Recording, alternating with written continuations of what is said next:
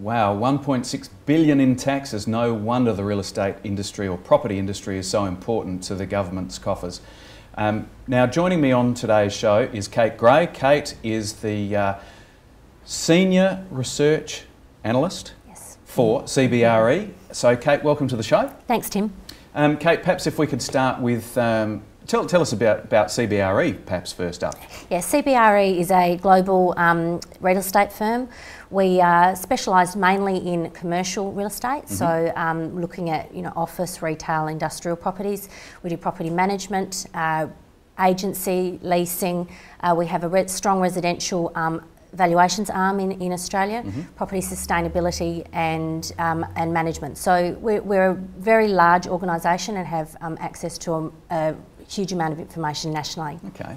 And well, tell us about yourself. How did you come to be in the property industry? I've been in the property industry for 4 years, and I have an economics background, and I look after South Australia research. I look after the office, retail, industrial and specific parts of the residential sector, in particular high-rise residential developments, broadacre development, my key interest, and prestige residential are some of the key areas that we look at in terms of research in South Australia for residential. So you're feeding all this research information to the guys out in the field a bit? Yes, we do. Yes, we do. Excellent. All right. So let's get into some of the important stuff, if you like. First up, let's talk about stamp duty. We've had this wonderful announcement over the last couple of weeks about stamp duty relief for properties in the greater city of Adelaide area. Why don't you expand on that for us?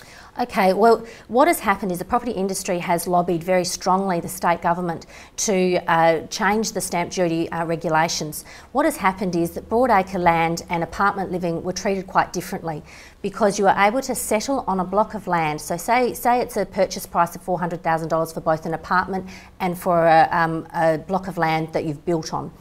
You would actually then pay stamp duty on the block of land, say $200,000, so the stamp duty would only be applicable to that price. Right. Whereas if you purchased an apartment based on settlement, the stamp duty would be applicable to the entire purchase price. So there was actually a significant in-cost on apartment living. So therefore, what the property industry has done is lobby the government to allow that to be treated equally.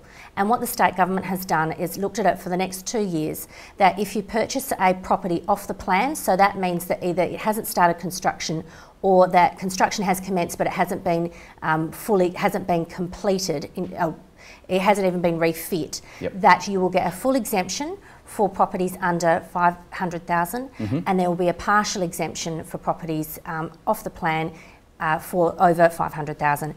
It's applicable to all the properties in the Adelaide City Council region, so that's both the Adelaide CBD and North Adelaide. But they recently announced that there are a couple of extra projects, 45 Park, which is at Gilberton, and the Bowden developments also will have this stamp duty exemption. Okay, well that is fantastic news, clearly.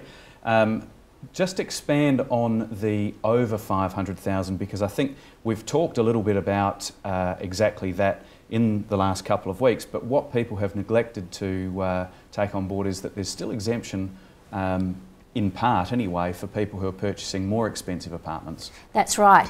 What they've done is they've actually set the limit for stamp duty at a particular level. So if you purchase a property for say 700,000, they then calculate the stamp duty as a total, and then they will give you the stamp duty exemption of about $21,330, and then you pay the gap. So on that example of $700,000, you'd be paying around about $11,000 stamp duty, and that's applicable from the 31st of May 2012 until the 30th of June 2014.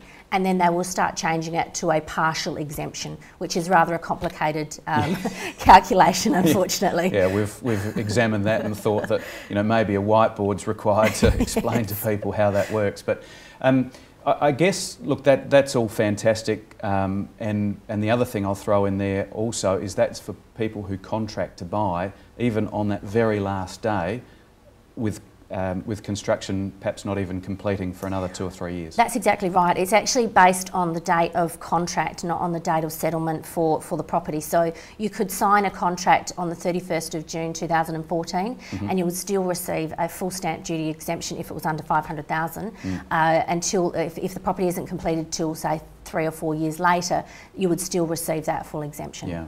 So that $21,000 is the figure that sort of resonates around being up to the $500,000 mark. That's correct.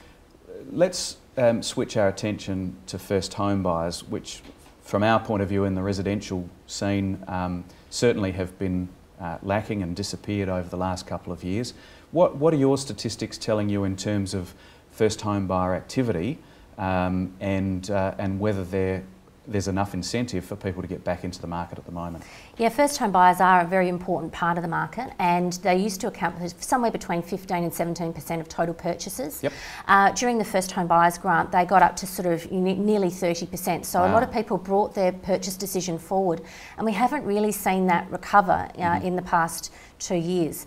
I think that end of the market has seen a fairly significant correction. There are a couple of things to feed into that. I think that a lot of people are not very confident necessarily about job security, so that feeds into their decision to purchase a new house. Yep.